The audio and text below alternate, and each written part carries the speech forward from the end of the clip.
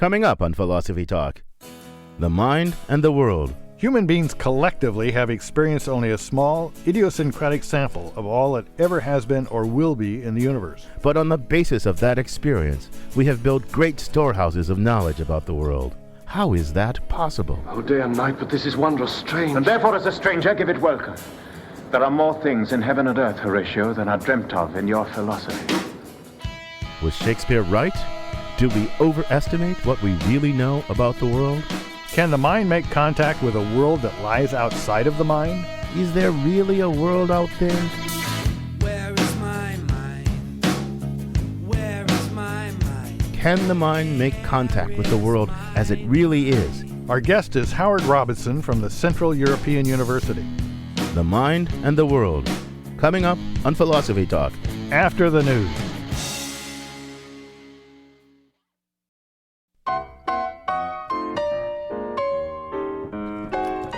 Welcome to Philosophy Talk, the program that questions everything. Except your intelligence. I'm John Perry. And I'm Ken Taylor. We're coming to you from the studios of KALW San Francisco. Continuing conversations that began at Philosopher's Corner on the Stanford campus. Today, the mind and the world. The Mind and the World, or Mind and Matter. Those are titles for a cluster of traditional philosophical problems that have to do with conscious minds and their relation to the physical world.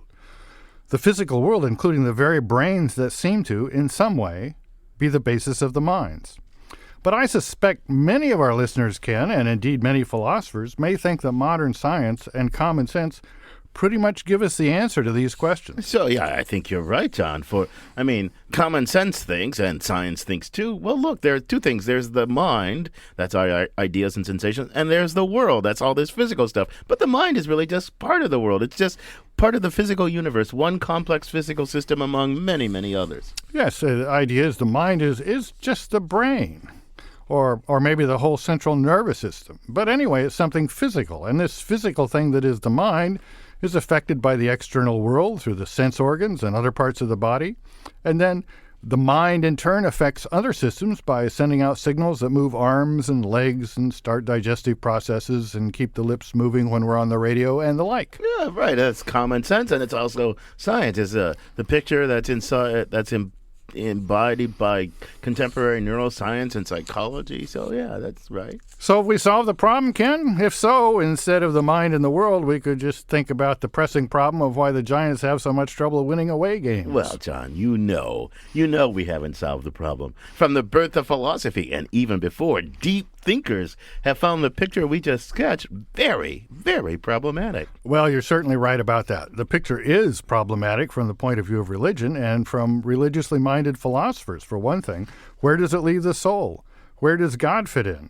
If God has a mind, it doesn't seem like it will be a physical system. How about the afterlife? And even if you're not religious, you might think the picture really doesn't allow for free will or consciousness. One picture that does seem to take care of the problems you just mentioned is Descartes' dualism, where the mind is the soul. And the soul's not part of the physical world at all. It's an immaterial thing that exists not by taking up space like physical objects do, but by thinking and being conscious. Descartes' most famous line is, "I think, therefore I am, cogito ergo sum" in Latin. The idea that just because we think, because we are conscious, we exist and know that we exist.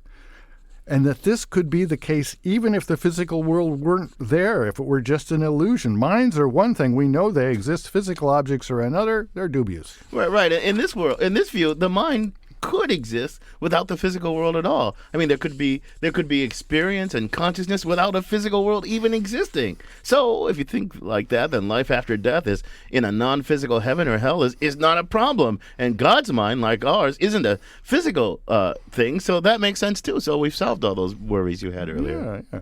Well, okay, Ken, now we have two theories. The one we started with we can call somewhat pompously monistic materialism. Monistic because there's just one kind of stuff. Materialism because that one kind of stuff there is matter. Minds are matter. Minds are part of the physical world. Then there's dualism, which is there's two kinds of stuff in the world, mind and matter. Well, so you said we've got a view in which there's only matter, and then there's a view in which there's mind and matter. So we need a view in which there's only mind, and that's Berkeley's view. It's often called idealism. I mean, he agrees with Descartes that minds are not matter, but he goes even further. He doesn't believe in matter at all. He thinks that the world consists entirely of minds and their experiences. What we call physical things we call physical, are just recurring patterns of experience. On Berkeley's view, to be is to perceive or to be perceived. It's to be a mind or the experience of a mind. That's his most famous line. So we can think of idealism, going back to your pretentious categorization there, monistic immaterialism. There's only one kind of stuff, minds, and the physical world is part of or an aspect of mind. You know, Ken, I think Descartes' picture and Berkeley's picture are quite beautiful. It's fun to think about them, to see the arguments they give for them. I enjoy teaching them. I love them.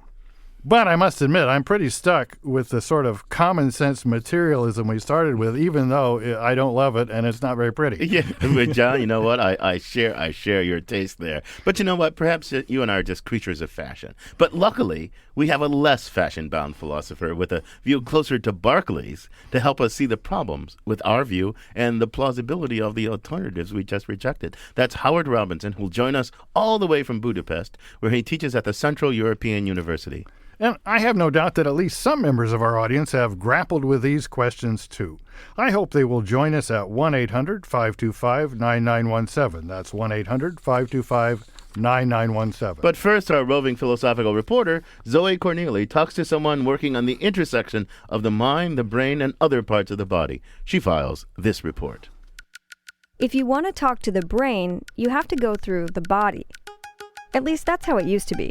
So if you were injured or paralyzed, communication with the brain could be cut off. That's changing as a result of new technologies. The goal, simply put, is to help people that may be suffering from a paralysis or some other injury move again. Krishna Shenoy is an associate professor at Stanford University who works on neural prosthetics. That means reading the electrical signals your brain sends out and translating them into the movements of a robotic arm, even if you're paralyzed, like Christopher Reeve, the actor who played Superman. When Christopher Reeve was no longer able to move his arms, he was still able to think about moving his arms. And why not eavesdrop in on the electrical activity associated with individual cells in the brain called neurons? Shenoy uses electrodes to pick up those brain signals and interpret what they mean. When you think about moving your arm to the right, for example, a certain neuron will pipe up. By listening to 100 neurons at a time, you can get a pretty clear picture of where someone wants their arm to go. Right now, you're listening to neural activity from a monkey in Shenoy's lab. It's being fed snacks. Each time the monkey reaches out its arm to grab a snack, the movement is preceded by a burst of clicks. If you filter the sound, it's even clearer. And in that way, we're able to listen in on the electrical chatter of the brain, this, and predict very fast, within only a few tenths of a second, exactly how your arm should be moving through the world. Shenoy says that data can be used to control prosthetic limbs. Of course, your brain doesn't just send signals out. It also takes in all kinds of information about the world. Other researchers are working on replicating that kind of sensory input so that sight could be restored to blind people, for example.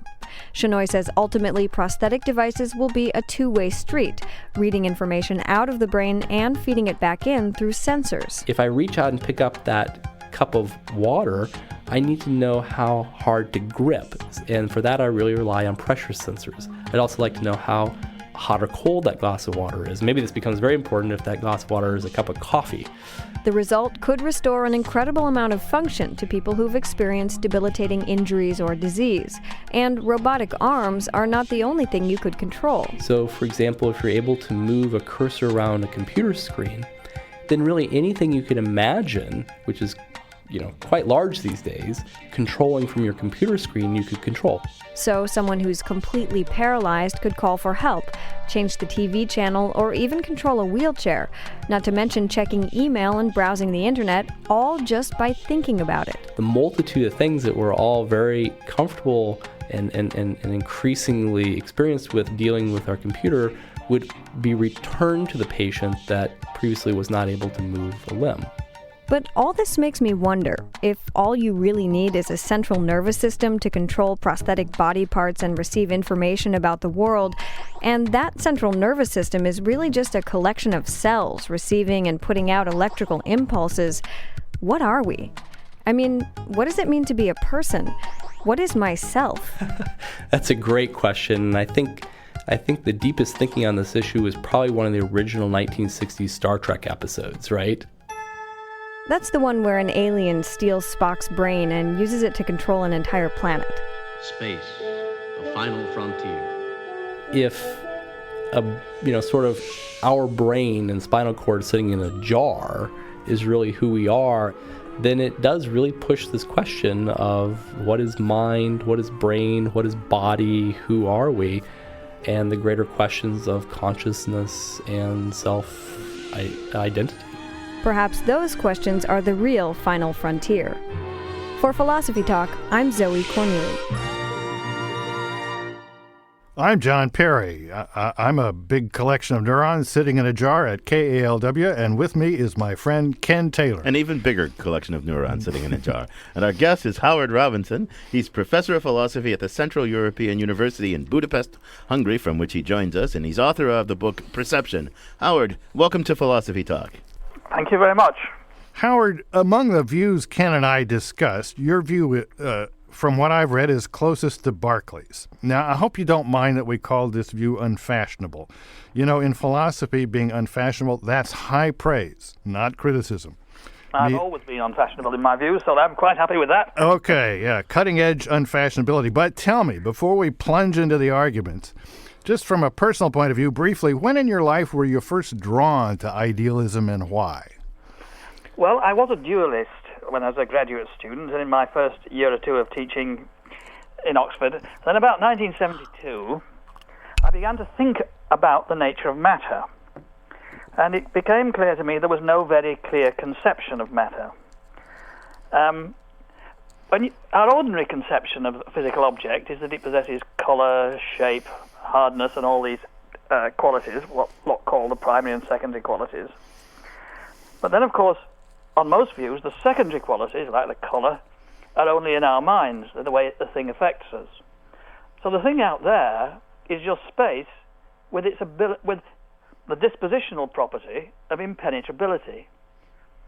And it was thinking about whether you could have a conception of the material world deprived of its secondary qualities, when it was just the ability of one thing to influence another, that made me come to the conclusion that the notion of a mind-independent matter was somewhat incoherent.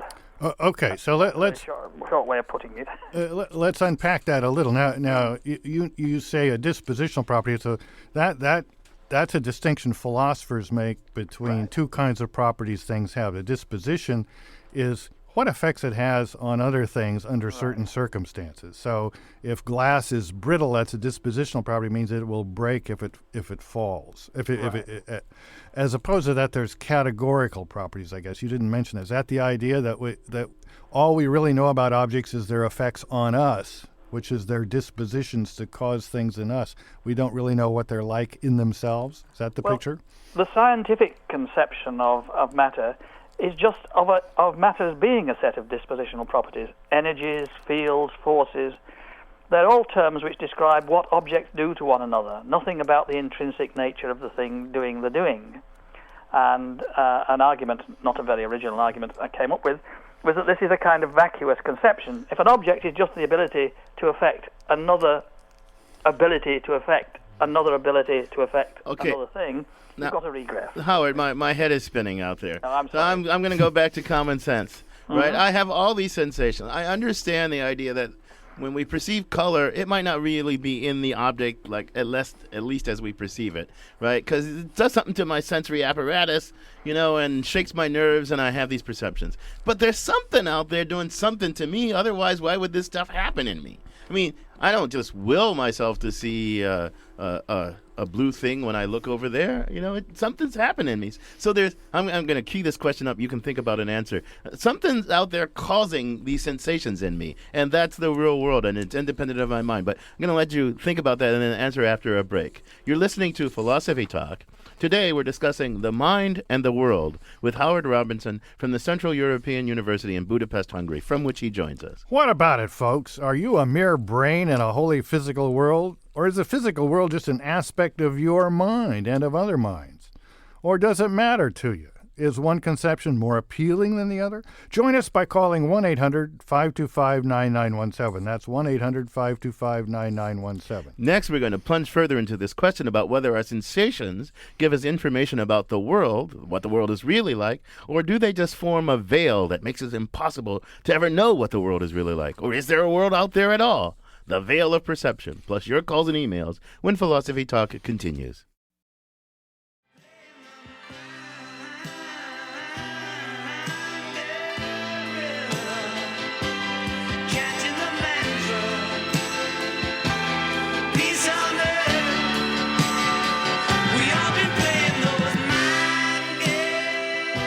We're playing mind games on Philosophy Talk. We're thinking about the relationship between our minds and the physical world. I'm John Perry. And I'm Ken Taylor. What about you? What are you? Are you an idealist who believes there's only minds and the contents of mind? Are you a monistic materialist who believes there's only matter and that somehow mind is constituted out of matter? Or are you so confused that you're a skeptic? You don't know what to think. You're moved by arguments on this side or arguments on that side. Whatever you are, join the conversation. The toll-free number is 1-800-525-9917. That's 1-800-525-9917. Or you can email us at comments@philosophytalk.org. Our guest is Howard Robinson from the Central European University in Hungary. So, Howard, I want to go back to what we were talking about before. Look, you seem to have a view. So look, here's a view. There's stuff out there. It affects us, causes sensations in us, and then we mistakenly attribute the sensory properties that are caused in us to the objects out there, right? But there's no reason to believe that the objects are really like what we perceive them as. You say that's deeply problematic, and then you go all the way to a view that says, I think you go all the way to a view that says there aren't any objects out there. There's no out there. Is that right? And why do you go so far? It's kind of right. I think there's no way of giving any categorical or specific properties to what's out there. And the very, as it were, category of categorical properties is modeled on what sensations are like. Say for our listeners just what you mean. And John, you use this phrase too, by a categorical property again. A categorical property is one that characterizes an object in its own right, not in terms of what it can do to something else. It's just an intrinsic property, a property of the thing itself that's independent of, as it were, its causal powers, how it affects other objects, right? That kind of thing. It's what characterizes the object taken on its And own. people who believe in objects that exist independently of our mind must believe they've got a bunch of properties in their own right, a bunch of categorical properties. I think so. I mean, some people would deny that. Okay. Some people think that the physical world could be just a web of interconnected influences, rather like a set of magnetic fields with no magnet in the middle. Right. And it's the incoherence of that view that some of the things I've written about is directed at. You can't have this picture of a world which is just mutual interacting influences. And yet we don't know, first it's an epistemological point, a point about knowledge. We don't know what's in there in the position of the magnet, but I think there's no reason to think there is anything there at all. But that doesn't mean that I don't think there's anything causing our experiences. There's a difference between Berkeley and Hume. Hume thought there was no need for an account of what makes our experiences fit a pattern. Berkeley thought there was, and he gives that role to the intelligence out there, namely God. So there has to be an explanation of our experience, on my view, but the materialist explanation isn't a good one. So let me review the bidding here. So we have Descartes, and Descartes' picture of the world is, well, he believes in God. So if I was at a blackboard, I'd put a big circle and put God in it. He believes in the physical world, which is a world of objects with their properties. So we would draw some lots of little circles with little dashes around them for their properties. And then he believes in minds. And minds are objects of a different sort, and they have properties which are their ideas, their thoughts. Now, Berkeley and you cross out that second thing, right? And then somebody says to Berkeley, but Berkeley, does that mean you don't believe in chairs and tables? And he says, no, you've just located them in the wrong place. Chairs and tables are just patterns in our minds. But that still leaves a problem. Well, what's exactly the relation between the patterns in my mind and the patterns in your mind, and what does God exactly have to do with it? Well, on Berkeley's view, God causes these patterns because he, as it were, he gives us a world to live in, and the world we live in is not some mysterious object hidden behind our experiences. It's the world of ordinary experience. And the world of ordinary experience is a kind of intersubjective world full of colours, shapes, feels of the sort that we normally know, not some highly abstract mathematical peculiar thing out there. But let me challenge this for a second. I mean, so you and I, or Ken and I, as we're here together, we both see my cup of water here. So we have ideas of a cup of water. We have sensations of a cup of water. Right. Now, it sounds to me like the cup isn't just my sensations, and it's not just Ken's sensations. Right. But it's not just both of our sensations either. Really, those sensations are telling us about God and what he intends to do. But aren't we just bringing categorical properties of God that are as mysterious as the categorical properties of matter? Well, it does depend on thinking of objects as it were, elements or nodes in a divine policy. Elements or nodes in a divine policy. Yeah. Wow. Now, you're saying that's just as mysterious as matter is. More. Yeah. Let's say that. More mysterious. Berkeley believes the following, and I think he's right on this. As far as the nature of mind is concerned, we're aware of what it is to be a will and to be an intelligence. So we're aware of the, as it were, the guiding nature of mind and intelligence. There's nothing we could attribute to matter to play that role.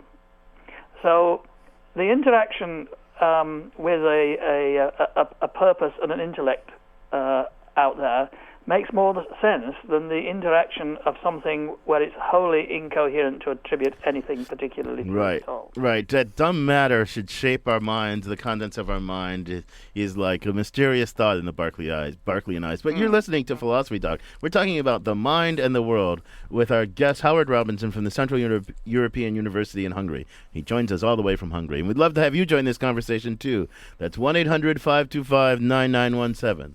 1-800-525-9917. And we've got a caller on the line now. That's Gage in San Francisco. Welcome to Philosophy Talk, Gage. Thank you very much. I have a question for Dr. Robinson, and it's really a question. It's not a challenge. What about the unconscious mind? Until the host of the program just mentioned your name, it had slipped my mind. I've heard a psychoanalyst describe the unconscious as what we will remember. How does that fit into your view? I'm tempted to answer that the way in which the Presbyterian preacher, when asked about the problem of evil, said, "This is a really difficult question, and we must face it straight on and pass on." I really don't know what to say about the unconscious. Right from Descartes onwards, the way of looking at the mind is of something essentially conscious. Now, it could be that the unconscious is rather like the rest of the physical world. I mean, in some sense there is a brain, and it could be that there are things laid out in the brain which are contain the information about things that we've known and things that we might do, and the unconscious is to be thought of in those terms. But I don't have a good answer to your question. The idea that something unconscious is truly mindy, I find difficult. So Howard, let me let me put my question this way. So first, let me acknowledge something. So we've got this thing that Ken and I were calling monistic materialism, Right. And because it's common sense, I'm sure many of our listeners just can't believe there's much wrong with it. But it really does have a problem. Is how do you explain consciousness in the mind, Right. given a world of molecules in motion? But on the other hand, given your view, how do we explain matter? How do we explain all the things that science tells us about matter? Are they really just talking about our minds and God's mind? How does that work? Let me give you an example at Berkeley. I don't know if he worried about it, but he thought about it. How do we account for the fact that astronomy tells us that the Earth is moving around the sun when all of our sensations are as if the sun was moving around the Earth? Well, it depends what you mean by all of our sensations. If you include in the sensations the observations scientists make, which leads to the theory that the Earth is moving around the sun, to give you the most comprehensive theory, then it's not true that all our sensations, only the sensations of everyday experience. So there is no conflict between Berkeleyanism and science. Yeah, you look at, Wittgenstein has a nice line about this. He says, what would it look like if the Earth did go around the sun? Right. It would look exactly like this. So this is the appearance to us of the Earth going around the sun. Yeah. So there is no conflict between Berkeleyanism and science, unless you try and make the science into a materialist or physicalist metaphysics. But I can see that line of argument. But I want to know. I'm a common sense kind of guy sometimes, and for common sense, I bump into objects. Right? They appear to me unbidden, without my will. Something that looks one way to me now, I can say, oh my God, I misperceived that, right? I thought it was a large furry thing. It turned out to have been my son, right, or whatever. I mean, so how do you account for that? I mean, common sense tells me there's a world out there distinct from me. Common sense tells me it's hard for me to know exactly what it's like, that I can be wrong, and I can update my representations of it. I mean, how convince me that... Appeal to my common sense. Common sense tells me that I don't make this all up. There's something out there against which I run, something that resists. Right. Right. Mm-hmm. Now, the most natural account of this is that there is what, in the standard common sense way, a physical world. But if some of the arguments that I've not very clearly alluded to right at the beginning about our difficulty in forming a conception about what mind-independent matter is, are right, then it's very difficult to think of the thing of which we run up against as being, as it were, a mindless set of properties or dispositions.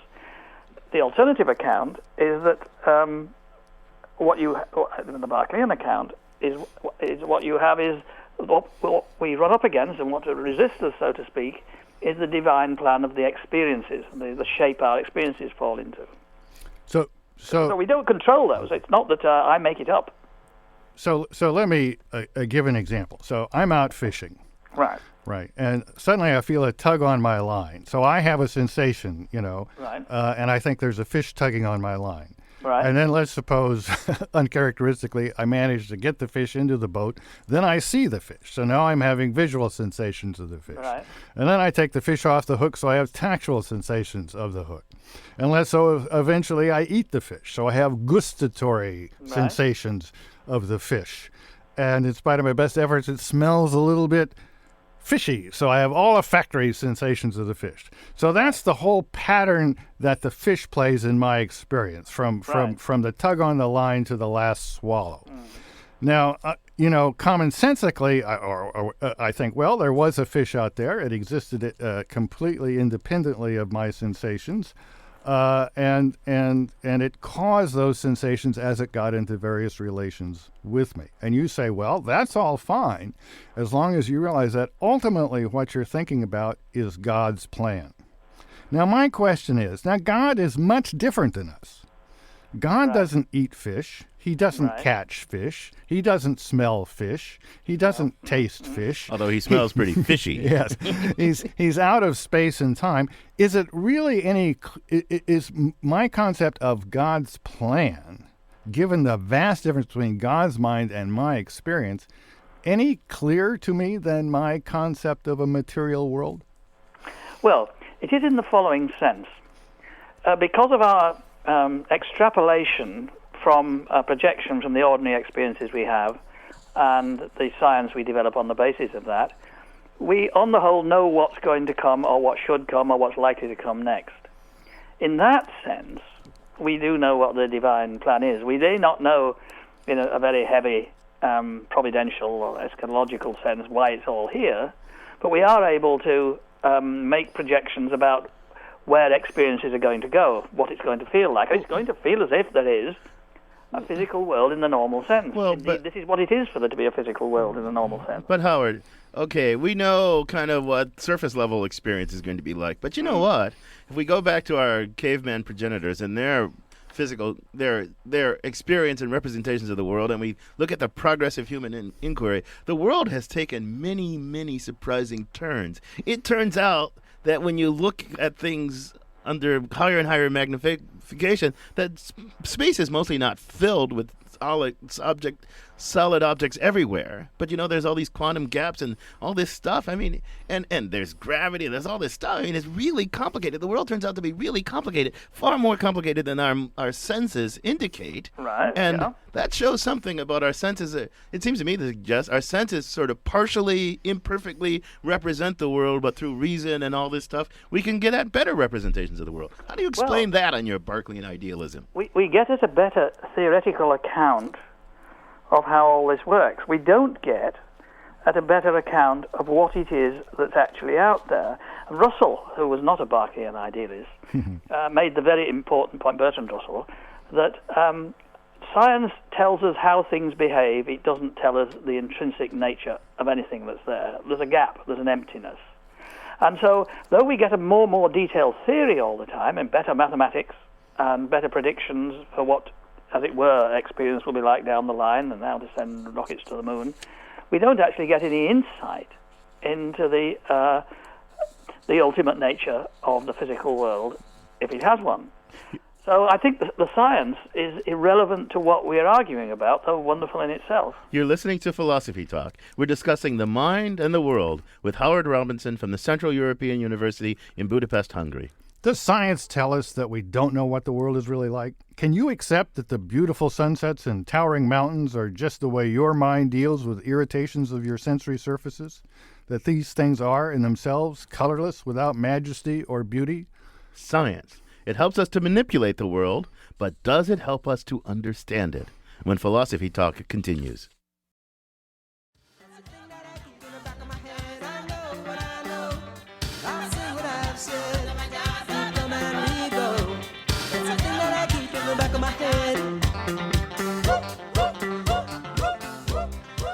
So, how do we know what we know about the world? Does science tell us what the world really is, or just how we perceive it? I'm John Perry. This is Philosophy Talk, the program that questions everything except your intelligence. I'm Ken Taylor, and our guest is Howard Robinson from the Central European University in Budapest, Hungary. And we've got a caller on the line, Bob in Palo Alto. Welcome to Philosophy Talk, Bob. Hello, everybody. I'm interested in awareness. You guys have mentioned consciousness, and I think consciousness and awareness have some relationship to each other, but I don't think you've touched on it very well in terms of what's important to me is that I'm aware of myself, I'm aware of the world around me, I'm aware of my mood, my dignity, my importance in the world. All these things are important to me. How is that accounted for by either one of your points of view? Take it away, Howard. You got a response? Well, I think of awareness as being, if not absolutely the same as consciousness, as being very close to it. And of course, there are different senses of awareness. How I'm aware of my dignity is not quite the same as how I'm aware of the contents of my visual experience or what I'm thinking. So, but I don't see any. I'm not quite sure what the problem's meant to be for any particular theory about these other kinds of awareness. So could your question fill it in a little bit and help me? Are you still there, Bob? Yeah, I'm still here. So, yeah, I'm not quite sure what your puzzlement is either. If we just think of consciousness as awareness, I mean, consciousness is a multifaceted thing. I'm aware of John, right? I'm conscious of and that's kind of my conscious of John being there. So it's a kind of awareness of myself as aware of John, and I'm aware of all these other I think of the physical universe as being the only thing that there is. So let me. How does the physical universe become aware of itself? Well, neurons. the Berkeleyan idealist agrees with you in a way. He says, you've got yourself a puzzle that you can't solve. You're not going to get consciousness out of non-consciousness. So forget the non-consciousness, because we know that consciousness is real, and it can't arise. It's conceptually impossible for it to arise out of non-consciousness. So let me take Bob's question and put it to you this way, Howard. And fess up about my own philosophy here. So we've got these three big circles on the board. We've got God, we've got mind, and we've got matter. And the materialist gets rid of the mind, and you get rid of the matter. Now, I think materialism has really big problems of just the sort Bob says. How do you account for consciousness and awareness? And I must admit that if I was Berkeley, if I believed in the other two circles, the God circle and the mind circle, I think I'd be a Berkeleyan of some sort. I'd be with you because as Berkeley puts in the latter part of his dialogues, I mean, why would God have a material world if his ultimate aim is to affect the sensations of conscious beings? Right. Why would he do it indirectly? So directly? So I want to put myself in the position. Suppose I'm a convinced Christian, and I'm toying with the idea of becoming an idealist, and I say, well, science is a problem, but Howard's given us a pretty good answer to that. God has this tremendously complex plan about what sensations people will have if they do various things. And we just are uncovering more and more of that plan. I mean, from time immemorial or out of time, he's thought, well, if you look through a microscope or you do a DNA thing, this is what will happen.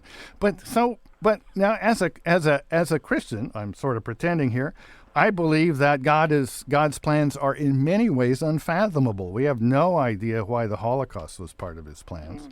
And it just seems utterly mysterious about why he would have created such a huge, expanding, long-lived universe in order just to affect the sensations. I mean, why does his plan include all of that stuff? Oh, he's a really big thinker, this God guy. Well, he seems quite obsessive. I mean, if what he's really after is the sensations of believing Christians in the small corner of the universe, what's all the rest of it about? Well, you'll be surprised to hear that I find that quite a difficult question to answer. No, I'm not surprised. Why shouldn't it be a big plan? Because the bigness is only the complexity of the theory when intelligence comes to grips with its own experiences and tries to make some kind of sense of it. Right. It's not big in a sort of waste of space sense. but wait a minute, Howard. I like what you just said, but now I think you're on losing ground, or at least there's no victory for you here. Because I think about human beings in the world trying to understand it, and then trying to understand their place in it, right? Right. And they've got this complicated thing. So we have science, and then we try to apply science to ourselves to understand the mind and the world, and we think science gives us gradually and progressively a better hold on things.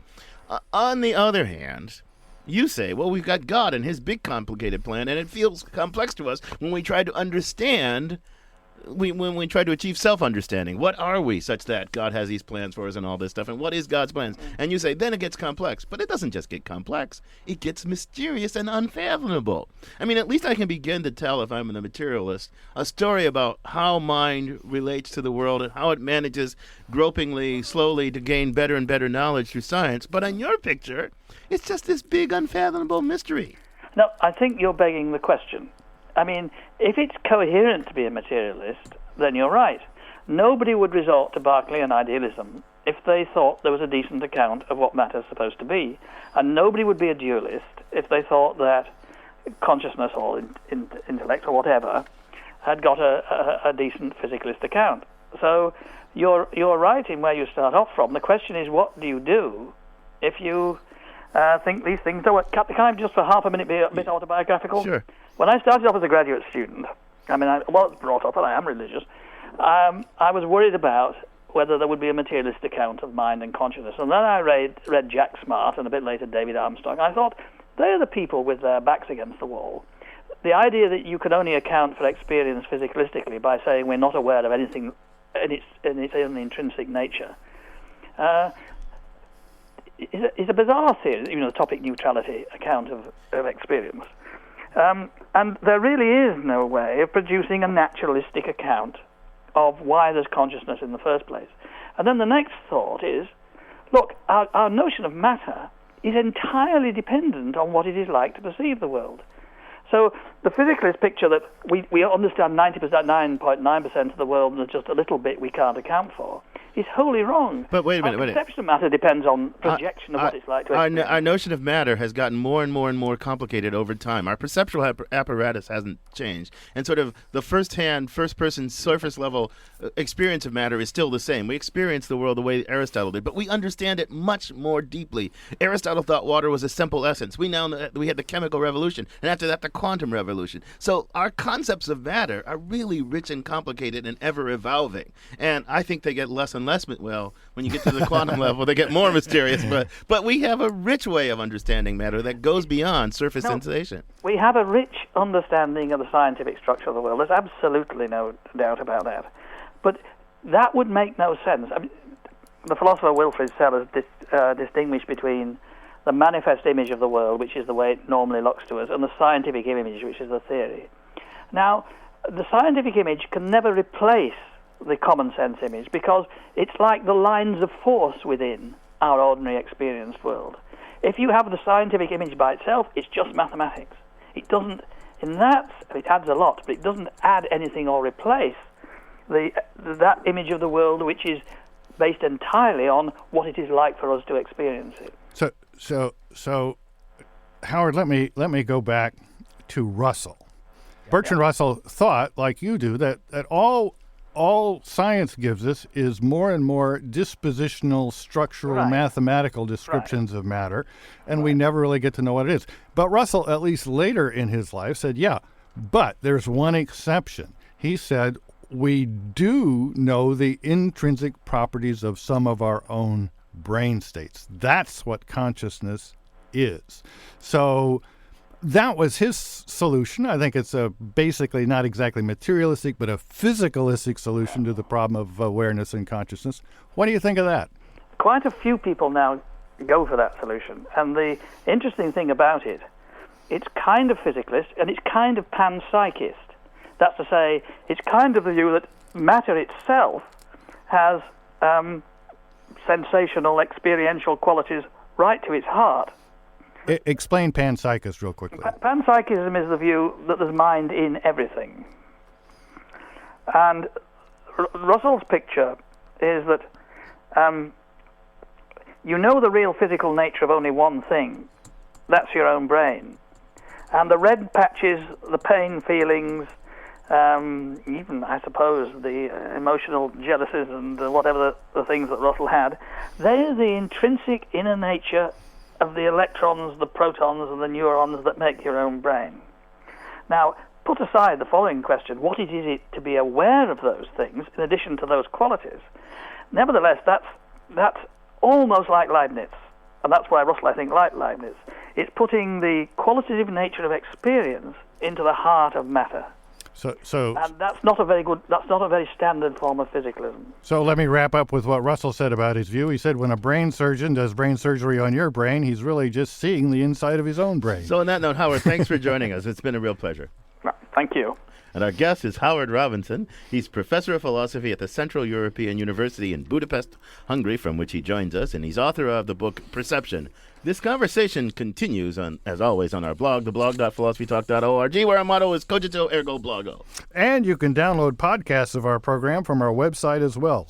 Right now, we'll try to help a listener think through a real-life problem using the tools of philosophy. We call it a conundrum. So we've got a caller on the line now. Dylan, welcome to Philosophy Talk. Thanks, guys. Where are you calling from, Dylan? Pennsylvania.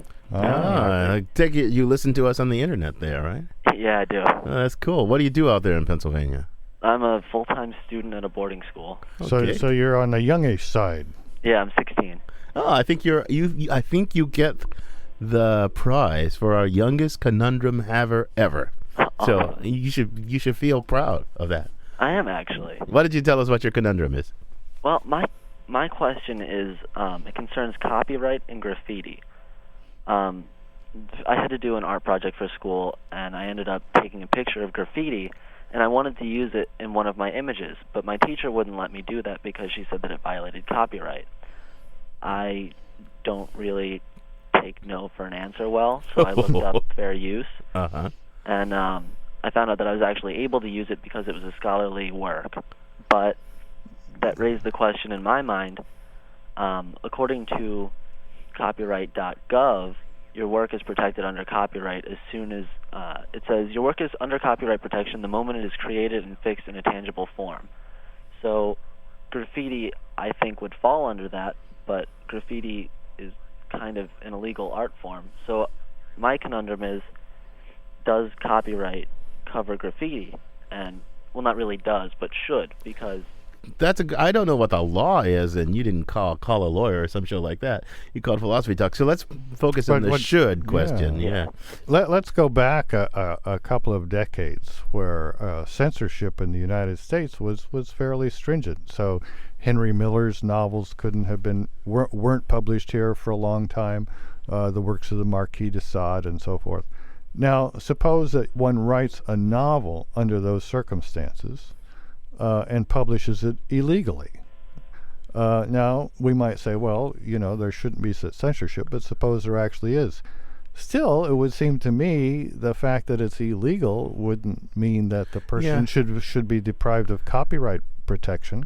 Well, I see your point, John. I see your point. That's an interesting question. But think of graffiti as just defacing public property, illegal graffiti as defacing public property, right? I don't know why you should get compensated by somebody who chooses to use your defacement of public property in a photographic exhibit. I mean, that's something out there in the public world that you have no kind of commercial rights to because you don't have any rights to do it in the first place. So in that case, wouldn't the illegality of it override any kind of commercial interest you might have in it?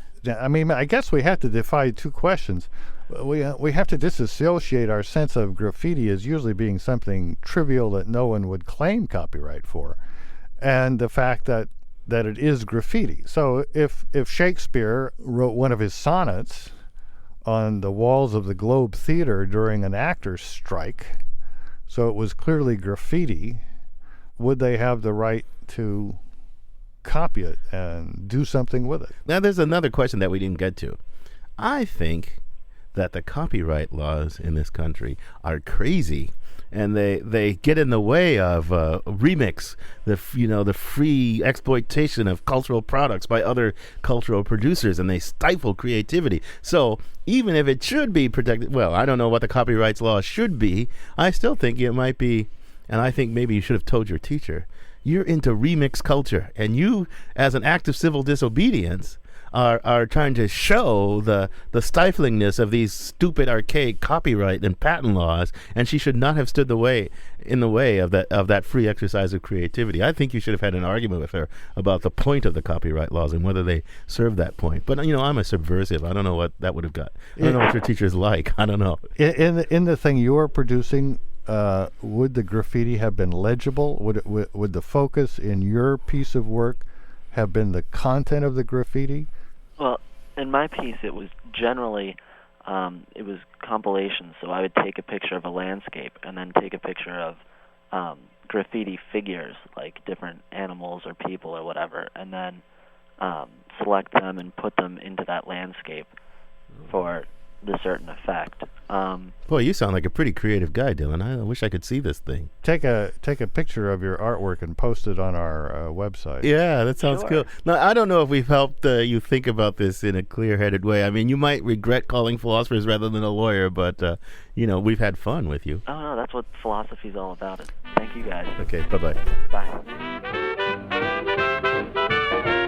If you have a philosophical problem or quandary that's affecting your work or your play or keeping you awake at nights, John and I would be happy to lend an ear and maybe give you some sound advice. Go to the Philosophy Talk website and poke the conundrums button with your mouse, or just send an email to conundrums@philosophytalk.org. Philosophy Talk is a presentation of Ben Manila Productions and the trustees of Leland Stanford Junior University, copyright 2009. Our executive producer is David Demarest. Our production coordinator is Devin Strolovich. Our directors of research are Daniel Elstein and Cole Leahy. Lael Weiss is our webmaster.